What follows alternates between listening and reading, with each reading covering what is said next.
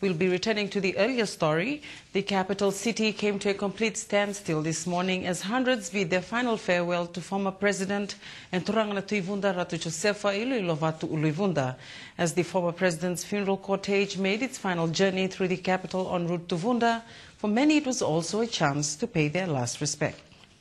The late Ratu Josefa Iloilo Vatu's final journey through the nation's capital was as somber as it was moving.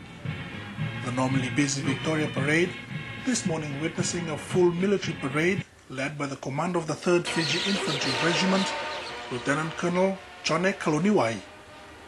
Students also lined up the capital streets in a show of deep respect as one statesman farewells another.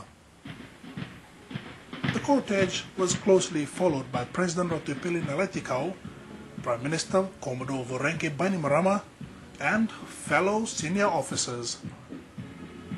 From every possible vantage point and along the procession's final path through the city, office workers also lined the streets, taking the time to bid their final farewells.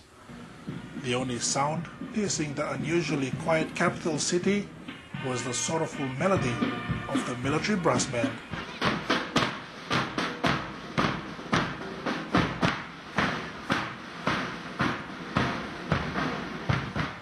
Market vendors also taking time out to honor the passing procession, as more civil servants also lined the streets to see off the late Ratu Iloilo one last time. Braving the early morning heat, even some of our war veterans turned out to pay their tribute. In a show of solidarity at Wallu Bay, even our firemen paid their respects.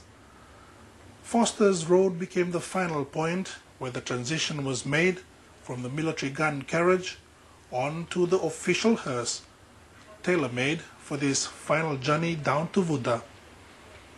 A fitting send-off to a man many had come to know as a leader during some of the nation's most recent challenging times.